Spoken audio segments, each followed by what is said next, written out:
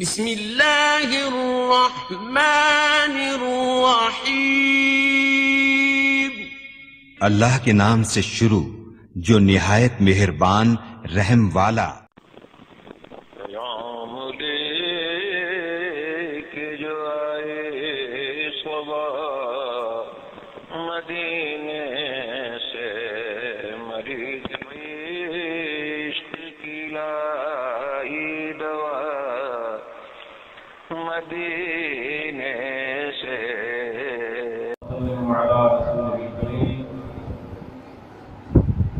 أما بعد فأعوذ بالله من الشيطان الرجيم.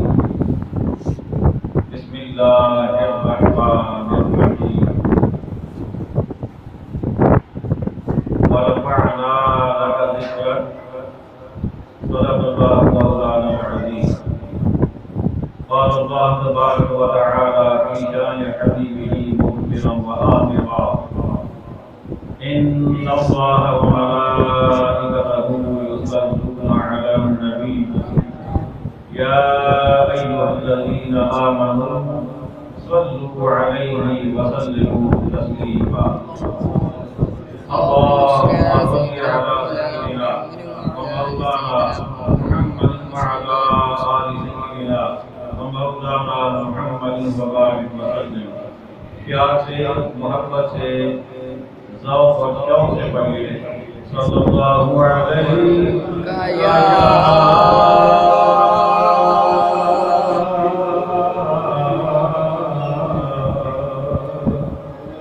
رسول اللہ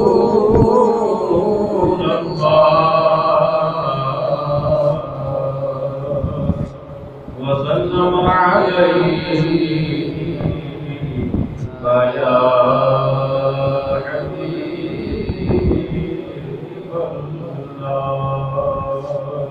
پھر پڑھیے صلی اللہ علیہ یا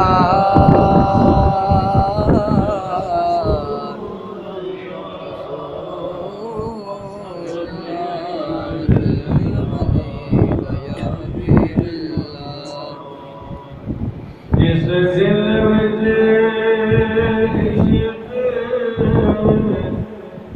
محمد دا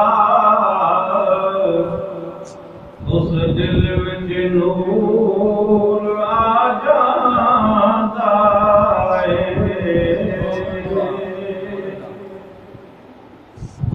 آپ جتنے بھی ہیں بہت ہیں،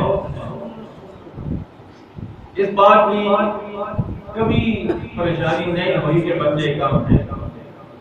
بندہ اگر ایک بھی بیٹھا ہوگا لیکن مصطفیٰ کا عشق اس میں جھلک رہا ہو، اور جب آقا کا نام آئے تو اس کا چہرہ کھل اٹھے، اس کی زبان پہ سبحان اللہ کا ترانہ آ جائے تو محفل کامیاب ہو جاتی ہے، اور آقا بھی راضی ہو جاتے ہیں، خدا بھی راضی ہو جاتا ہے۔ اس بات کی کوئی ٹینشن نہیں ہے کہ بندے کتنے ہیں، لیکن جتنے ہیں اپنے آقا کے ساتھ اپنے رشتے کو پکا کرنے کے لیے آقا کی صداقانی میں ساتھ شامل ہو جائیے۔ جس دل وچ عشق محمد دا، اس دل وچ نور آ جاندا ہے۔ جدوں لئے نام محمد دا، سرور آ جاندا ہے۔ اگلا جو حصہ ہے نا مصرے کا، وہ آپ نے کہنا ہے آ جانا ہے، یہ تو آسان ہے، یہ سب نے مل کر کہنا ہے۔ جدوں لئے نام محمد دا،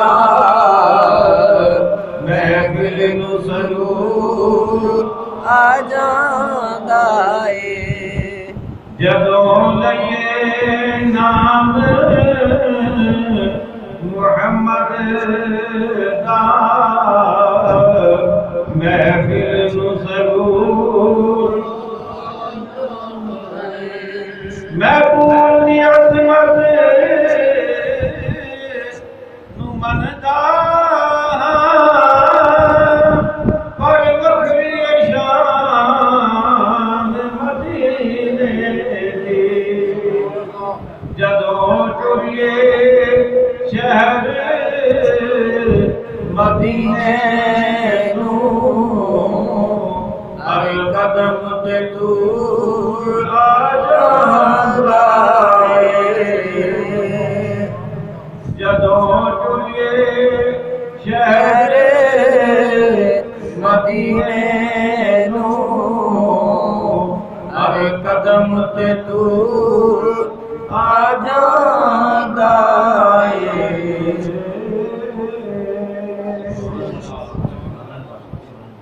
واجب کے ساتھ عظیم سامعین ذی الوقار حاضرین محفل اور کہ آقا نے مصطفیٰ کریم علیہ الصلوۃ والسلام جان نثار علیہ صحابہ کرام محبان اہل بیت اعظام اور نتیجہ مندان اولیاء کرام اللہ تبارک و تعالی جل جلالہ و تم برہانہ وعظم شانہ کا بے حد بے شمار اور بے حساب شکر ہے کہ جس نے آج ہمیں اس بابرکت محفل میں آنے کی توفیق بھی عطا فرمائی ہے اور آقا کریم علیہ الصلوۃ والسلام کا ذکر مبارک کرنے اور سننے کی توفیق بھی عطا فرمائی ہے۔ حضرات گرامی، ابھی سلیمان بھائی اس محفل کے اغراض و مقاصد بتا رہے تھے۔ ہم مل کر اللہ رب العزت کی بارگاہ میں دعا کرتے ہیں خالق کائنات محفل سجانے والوں، اس کے اہتمام کرنے والوں، اس کا انتظام کرنے والوں اور اس پروگرام کو پائے تکمیل تک پہنچانے والوں اور اس محفل کو سجانے والوں کے دل کے تمام نیک اور جائز مرادوں کو پورا فرمائے اور ان کے تمام مقاصد پورے فرمائے۔ حضرات گرامی، ایک چھوٹا سا سوال آپ کے سامنے رکھوں گا اور اسی سے آگے اپنی گفتگو کا آغاز رکھ لوں گا، اور یہ سیرت طیبہ میں بھی آتا ہے کہ آقا کریم علیہ السلام کا بھی یہ مبارک انداز ہوتا تھا جب آپ کبھی خطاب فرماتے اپنے صحابہ سے کوئی گفتگو کرنا چاہتے تو کسی سوال سے آغاز فرمایا کرتے تھے۔ یہ آقا کریم کی سنت بھی ادا ہو جائے گی اور پھر گفتگو کا غرض کسی سے ہو جائے گا۔ سوال یہ ہے کہ اگر گھر میں خوشی ملے تو تب محفل میلاد، اگر کوئی پاس ہو جائے تو تب محفل میلاد، اگر کسی کی شادی ہو تو تب محفل میلاد، اگر کوئی اللہ تعالیٰ انعام عطا فرما دے تو تب محفل میلاد۔ آخر اس کی وجہ کیا ہے؟ کیوں ایسا ہے کہ محفل میلاد ہی کیوں کی جاتی ہے؟ ذکر مصطفیٰ کا انعقاد ہی کیوں کیا جاتا ہے؟ تو آئیے جواب اس کا یہ بنے گا کہ اگر ہم نے کسی ایسی جگہ جانا ہو جو اجنبی جگہ ہو، جہاں ہمیں پہلے جانے والوں نے یا معلومات رکھنے والوں نے بتایا ہو کہ وہاں جا کر بڑے مسائل ہوتے ہیں، بڑی پریشانیاں ہوتی ہیں، وہاں یہ پرابلم بھی ہو سکتی ہے، یہ مشکل بھی پیش آ سکتی ہے اور یہ مسئلہ بھی وہاں پر پیش آ سکتا ہے، تو ہم کوشش کرتے ہیں پہلے سے کہ کوئی وہاں کے حالات کو جاننے والا ہو، کوئی وہاں مدد کرنے والا ہو، کوئی وہاں رسائی رکھنے والا ہو، تو ہم اس کے ساتھ رابطہ کر کے، اس کے ساتھ اپنا تعلق مضبوط کر کے، اس کے ساتھ اپنا رابطہ اتنا پکا کر لیں اور لنک بنا لیں، تعلق بنا لیں کہ جب ہم وہاں جائیں تو وہ ہمارے لیے آمد ثابت ہو اور وہ ہمیں اس مشکل سے بچا سکے، وہ ہماری مدد کر سکے۔ بلا تشبیہ و مثال بات اس لیے بھی ہے کہ قیامت کا میدان سب کے سامنے ہے، قیامت کا میدان سب کے سامنے ہے اور اس سے پہلے قبر کا جو مرحلہ ہے وہ بھی سب کے سامنے ہے۔ قبر میں کیا ہوگا معلوم نہیں، کیا ہوگا خدا جانے ہمارے ساتھ قبر میں جا کے کیا ہوگا، معلوم نہیں کہ کھڑکی جنت کی کھلے گی یا جہنم کی کھل جائے گی، معلوم نہیں قبر میں جا کر ہمیں جنتی لباس ملے گا یا جہنم کا پہناوا ہمیں دیا جائے گا؟ معلوم نہیں کہ قبر میں جا کر ہمیں جنت کا فرش ہمارے نیچے بچھے گا، وہ بستر ہمیں دیا جائے گا یا جہنم کا بستر دیا جائے گا۔ مرحلہ بڑا کٹھن ہے، تو آئیے پھر ہم کیا کریں؟ ہم کیوں نہ اس ہستی کے گن گائیں، ہم کیوں نہ اس ہستی کے ترانے گائیں، ہم کیوں نہ اس ہستی سے اپنا رابطہ پکا کریں کہ جو قبر میں بھی آئے گی اور جب وہ آ جائیں گے تو ہمارے نیارے ہو جائیں گے۔ ہم اپنا تعلق پختہ کر رہے ہیں، اپنا تعلق پختہ کر رہے ہیں، اس لیے ہم ہر موقع پر ذکر مصطفیٰ کی محفل سجا لیتے ہیں، اس لیے کہ ہمیں پتہ ہے دنیا میں بھی کام آئیں گے تو مصطفیٰ کام آئیں گے، موت کے وقت بھی کام آئیں گے تو مصطفیٰ کام آئیں گے، قبر میں جا کر بھی کام آئیں گے تو مصطفیٰ کام آئیں گے، اور قیامت کے دن بھی کام آئیں گے تو مصطفیٰ کام آئیں گے۔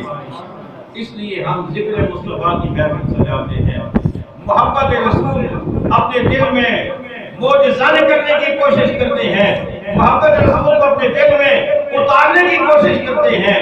اور وہ جو واقعہ پہلے میرے بھائی بیان فرما رہے تھے، جیسے میں نے پڑھا، میں اس طرح آپ کو سنا دیتا ہوں۔ محبت رسول کا واقعہ ایک ہوتا ہے اطاعت رسول، ایک ہوتی ہے اتباع رسول۔ اگرچہ یہ دونوں اکٹھے استعمال عموماً ہو جاتے ہیں، لیکن دونوں میں فرق ہے۔ اطاعت کیا ہے؟ قول ماننے کو، بات ماننے کو، فرمان پر عمل کرنے کو، اور اتباع کہتے ہیں کسی کے عمل جیسا عمل کرنے کو۔ کسی کی بات مانیں گے، فرمان مانیں گے، یہ بات کہلائے گی، اور کسی کی جو اس کی روٹین ہے، جو اس کا عمل ہے، اس جیسا عمل کریں گے، یہ اتباع کہلائے گی۔ قرآن مجید میں اللہ تعالیٰ نے آقا صلی اللہ علیہ وسلم کی اطاعت کا حکم بھی دیا، اتباع کا حکم بھی دیا ہے، دونوں کا حکم دیا ہے۔ اب اطاعت کیا ہے؟ آقا نے فرمایا نماز پڑھو تو نماز پڑھنا اطاعت مصطفیٰ، آقا نے فرمایا روزہ رکھو تو روزہ رکھنا اطاعت مصطفیٰ، آقا نے فرمایا زکات دو تو زکات دینا اطاعت مصطفیٰ، آقا نے فرمایا صدقہ کرو تو صدقہ کرنا اطاعت مصطفیٰ، آقا نے فرمایا خیرات کرو تو خیرات کرنا اطاعت مصطفیٰ۔ لیکن اتباع مصطفیٰ کیا ہے؟ آقا نے نہیں کہا، لیکن رب نے کہہ دیا ہے کہ میرا محبوب تمہیں نہیں کہے گا، لیکن میں رب ہو کر کہہ رہا ہوں کہ میرا محبوب اٹھے تو تم بھی اٹھ جایا کرو، وہ چلے تو تم بھی چل پڑا کرو، وہ بولے تو تم سننے لگ جاؤ، وہ گفتگو کرے تو تم چپ ہو جایا کرو۔ جو محبوب کرے تم محبوب کے ادب میں اپنا عمل ایسے ہی کر دو تو یہ اتباع رسول ہو جائے گی۔ حضرت ابن عمر، ان کا نام ہے عبداللہ، نام کیا ہے؟ مجھے بولیے۔ عبداللہ بیٹے ہیں حضرت عمر کے، تو عام طور پر ابن عمر کے نام سے انہیں حدیث میں یا کتابوں میں یاد کیا جاتا ہے۔ تو عبداللہ بن عمر رضی اللہ تعالی عنہ اتباع مصطفیٰ میں اپنی مثال آپ تھے۔ ویسے تو سارے صحابہ اطاعت بھی اور اتباع بھی کرنے والے تھے، لیکن یہ جو تھے ان کا منفرد انداز تھا اتباع مصطفیٰ کا۔ ایک دفعہ کسی نے دیکھا، دوپہر کا وقت ہے، انتہا کی گرمی، سورج پوری اپنی تابانی کے ساتھ چمک رہا ہے۔ حضرت ابن عمر رضی اللہ تعالیٰ عنہ ایک میدان میں اپنے اونٹ کی مہار پکڑ کے اسے چکر لگوا رہے، اب کوئی آیا، اس نے دیکھا، حیران ہو گیا کہ مطلب سمجھ میں نہیں آ رہا، اونٹ کی مہار پکڑی ہے، اس کو چکر لگوا رہے ہیں، ادھر سے ادھر لے جاتے ہیں، ادھر سے ادھر لے آتے ہیں، کوئی مقصد سمجھ نہیں آتا، رکتے بھی نہیں ہے۔ وہ پاس چلا گیا، اس نے پوچھا ابن عمر یہ کیا کر رہے ہو، کیا انوکھا کام کر رہے ہو، کوئی مقصد اس کا سمجھ میں نہیں آ رہا۔ انہوں نے کہا مقصد مت پوچھو مجھ سے، مجھے اتنا پتا ہے کہ میرے آقا نے بھی ایک دفعہ اسی میدان میں اپنے اوپر چکر لگوایا تھا، میں اتباع مصطفیٰ کر رہا ہوں، میں مصطفیٰ کے عمل پر اپنا عمل کر رہا ہوں۔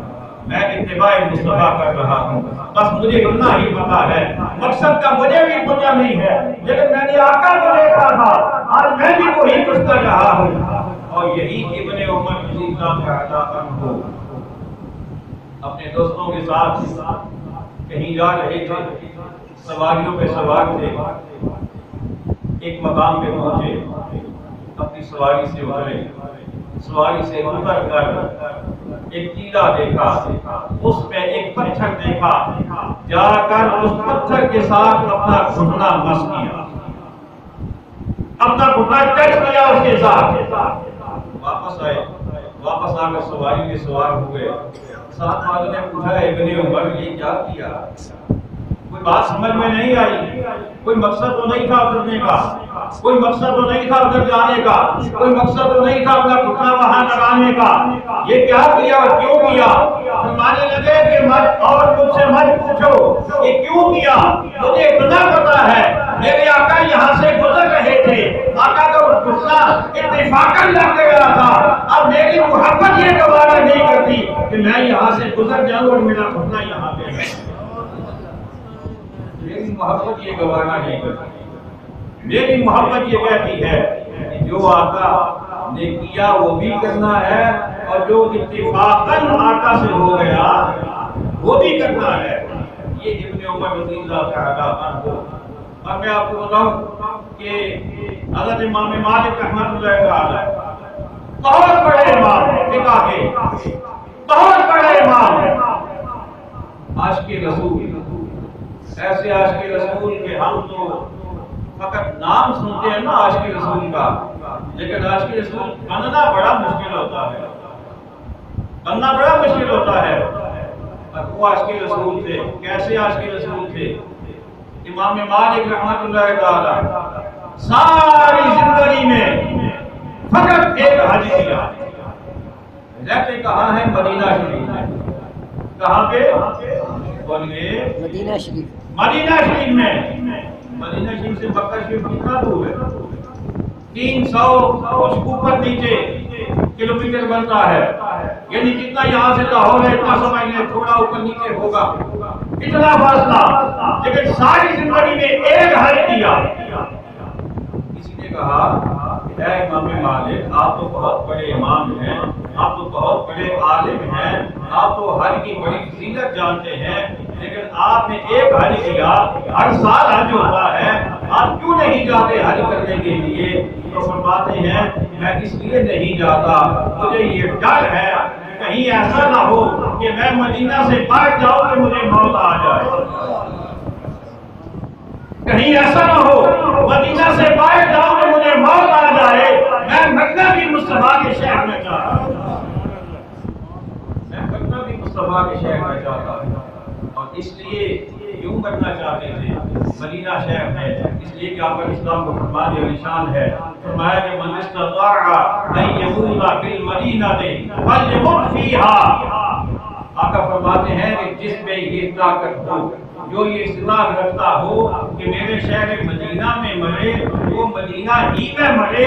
آقا فرماتے ہیں مدینہ میں مرنا اس کا کام ہے، اور قیامت کے میدان میں اسے جنت میں پہنچانا یہ میرا کام ہے، اس کی شفاعت کرنا یہ میرا کام ہے۔ جب بات سے بات نکلتی چلی جاتی ہے، حدیثیں تو لوگ بھی پڑھتے ہیں، حدیثیں ہم بھی پڑھتے ہیں، وہ ہم سے زیادہ شاید پڑھ لیتے ہوں گے، ہم تھوڑی پڑھتے ہوں گے، لیکن ہم جو پڑھتے ہیں ہم اس میں ڈوب کر سوچتے بھی ہیں، اور اگر ہم نہ سوچیں تو خدا ہمارے ذہن میں خود ڈال دیتا ہے، وہ خود ہمارے ذہن میں بات ڈال دیتا ہے۔ اب حدیث کیا ہے؟ آقا فرماتے ہیں کہ جو میرے شہر میں مرنے کی طاقت رکھتا ہو وہ میرے شہر ہی میں مرے، میرے شہر میں مرنا اس کا کام اور اس کی شفاعت کرنا بولیے میرا کام، میرا کام۔ اچھا سوال یہ ہے کہ مرنے والے جو قیامت تک مدینہ میں مرتے رہیں گے، آقا اسلام کا وصال ہوا 11 ہجری میں، اب 1438 ہجری ہے، 1400 سے بھی زیادہ سال گزر چکے، 1427 سال گزر چکے آقا اسلام کے وصال کو۔ کتنے لوگ مدینہ طیبہ میں جا کے فوت ہوئے ہوں گے؟ امام مالک بھی تو مدینہ میں فوت ہوئے، اور کتنے لوگ فوت ہوئے ہوں گے اور قیامت تک کتنے لوگ مدینہ میں فوت ہوں گے. میرے آقا نے فرمایا کہ مرنا تمہارا کام اور شفاعت کرنا میرا کام. سوال یہ ہے کہ آقا کو بتائے گا کون کہ آقا یہ بھی مدینے میں مرا تھا, یہ بھی مدینے میں مرا تھا, یہ بھی مدینے میں مرا تھا, یہ بھی مدینے میں مرا تھا. کون لسٹ بنا رہا ہے, کون رجسٹر بنا رہا ہے, کون وہاں پر اس کو یاد کر رہا ہے؟ کوئی نہیں. فقط یہ بات ہے کہ میرا رب بتائے گا, اس لیے کہ رب نے میرے معبود کو غیر تحریم عطا فرمایا. میرا رب بتا رہا ہے, میرے آقا دیکھ رہے ہیں. کوئی بتائے یا نہ بتائے, میرے آقا مجھے بولیے دیکھ رہے ہیں. کوئی ہو کہیں کا رہنے والا ہو, مدینہ میں چلا جائے, موت وہاں آ جائے, وہ اہل ایمان قیامت کے دن آقا پوچھیں گے نہیں اچھا بھائی کھڑے ہو جاؤ کون کون مدینہ میں مرا تھا. ایسا نہیں ہوگا. اور ایسا بھی نہیں ہوگا کہ منکر نکیر کہاں ہے بلاؤ انہیں, ایسا بھی نہیں ہوگا. اسرائیل کو بلاؤ اس سے پوچھو اسرائیل نے کس کی روح مدینہ میں قبض کی تھی. ایسا بھی نہیں ہوگا. بلکہ میرے آقا خود فرمائیں گے کہ اے میرے شہر کے بننے والے تو بھی آ جا, تو بھی آ جا, تو بھی آ جا. میں نے وعدہ کیا تھا جنت عطا کرتا, مجھے جنت عطا کرتا. اللہ اکبر. اور پھر میرے آقا کی رحمتیں, میرے آقا کی رحمتیں, کیا بات ہے, کیا آقا کی بات ہے. آقا علیہ السلام نے ارشاد فرمایا من زار قبری وجبت له شفاعتی. اللہ اکبر. فرمایا من زار قبری وجبت له شفاعتی. فرمایا کہ جو میری قبر کی زیارت کرے گا مجھ پر اس کی شفاعت کرنا واجب ہو جائے گا. قبر کی بولیے زیارت کرے گا. ایک دن میں کتنے لوگ زیارت کرتے ہیں, ایک رات میں کتنے کرتے ہیں, ایک ہفتے میں کتنے کرتے ہیں, ایک مہینے میں کتنے کرتے ہیں, 1400 سالوں میں کتنا نیکی ہوگی, کیا پتہ کتنے لوگ کریں گے. کوئی کمپیوٹر حساب نہیں لگا سکتا, کوئی کیلکولیٹر اس کو کیلکولیٹ نہیں کر سکتا کہ کتنے لوگوں نے زیارت کی ہوگی. اب آقا نے یہ تو نہیں کہنا قیامت کے دن اچھا جی ذرا زیارت کرنے والوں کی لسٹ لاؤ, ذرا پتہ چلے کس کس نے زیارت کی ہے. ایسا نہیں ہوگا, ایسا نہیں ہوگا. اس لیے کہ رب نے میرے آقا کو علم عطا فرما دیا, رب نے علم عطا فرما دیا. اور اگلی بات آپ سنیں گے آپ کا ایمان تازہ ہوگا. توجہ میری جانب, اگلی بات آپ سنیں گے آپ کا ایمان تازہ ہوگا. آقا کے ساتھ کیا ہے, جس نے میری قبر کی زیارت کی, جس نے میری قبر کی, میری قبر کی زیارت, میری قبر کی زیارت, میری قبر کی زیارت کی. آقا نے یہ نہیں فرمایا کہ میری زیارت کی, یہ نہیں فرمایا کہ میری زیارت کی, میری قبر کی زیارت کی. قبر کیا ہے, مٹی ہے.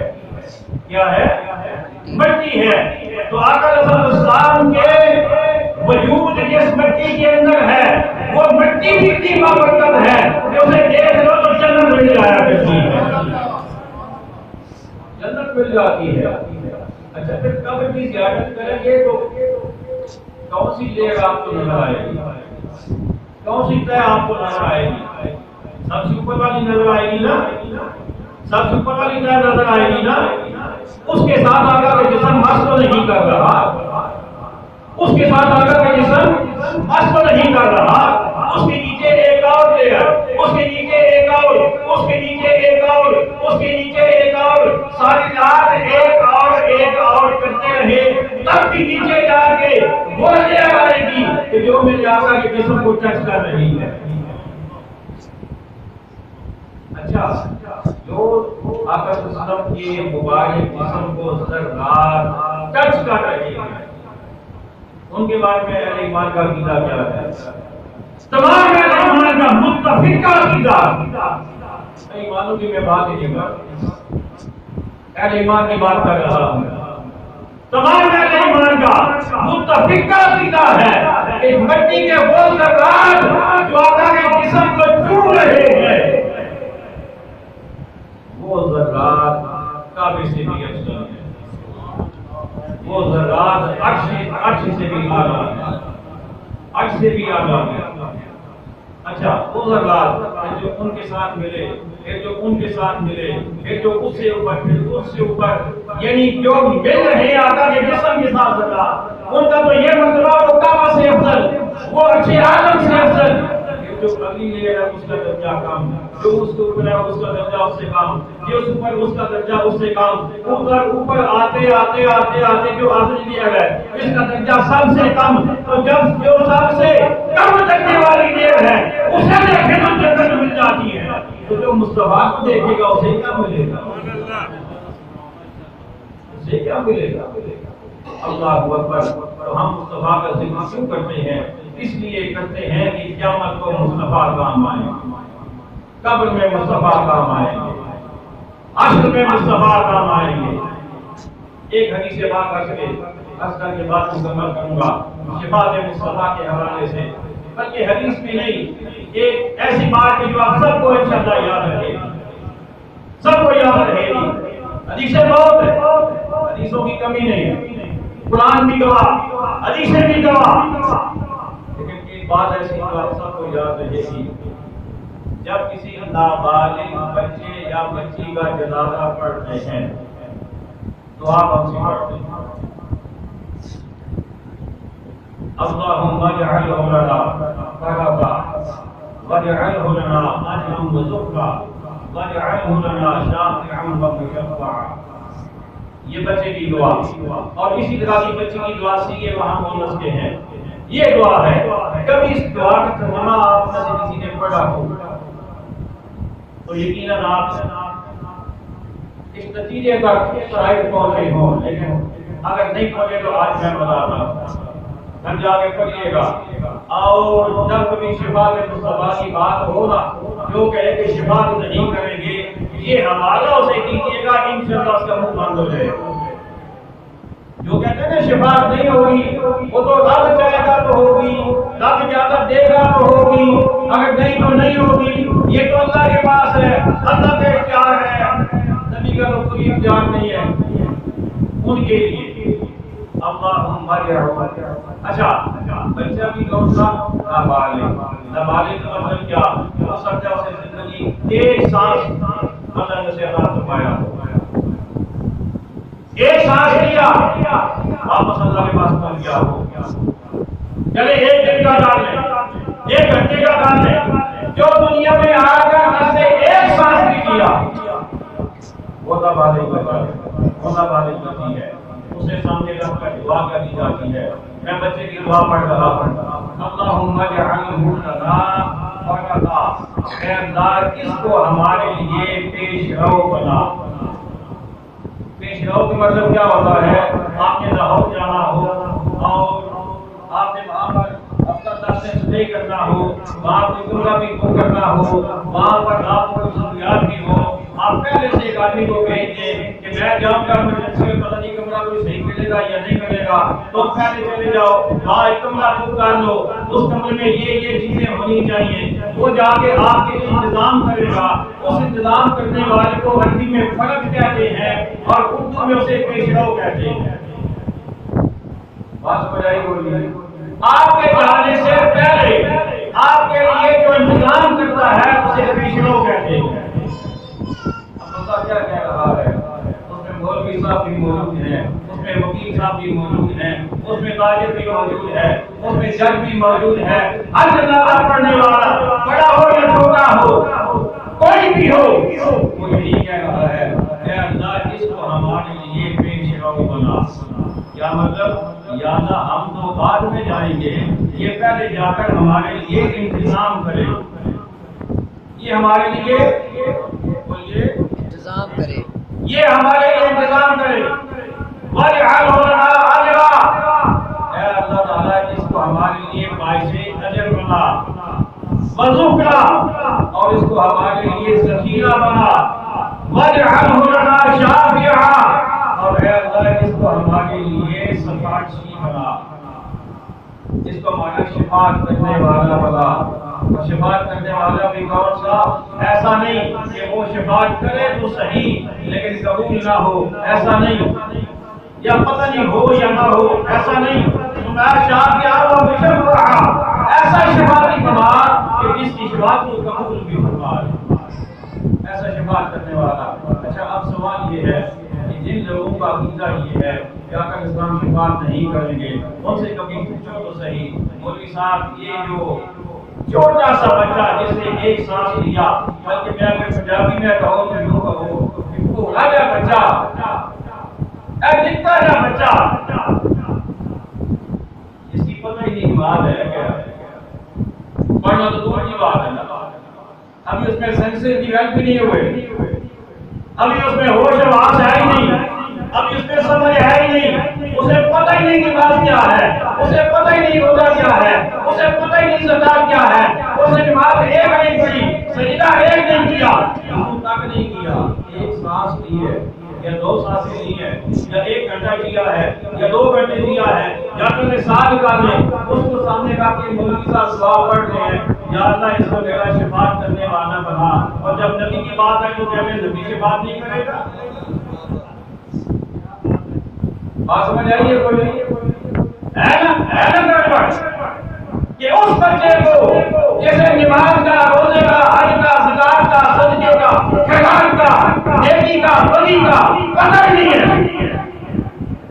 اسے سامنے رکھ کے مولوی صاحب، وہ مولوی صاحب جو آپ نے قرآن لے کے کہتے ہیں نبی شفاعت نہیں کرے گا، نبی کے پاس شفاعت کا کوئی اختیار نہیں ہے، لوگوں نے کتابیں لکھ ڈالی ہیں، یہ کوئی اختیار نہیں ہے، وہ مولوی صاحب جو چیخ کر ممبر پر بیٹھ کر آپ نے قرآن پکڑ کے، آپ نے بخاری پکڑ کے لوگوں کو کہتے ہیں کہ یہ تو اللہ کے پاس ہے جی اختیار، اللہ شفاعت کرے گا، مولوی صاحب سے پوچھے مولوی صاحب نبی کا تو نہیں مانا، اس کو کیوں مان رہے، اس کو کیوں مان رہے ہو؟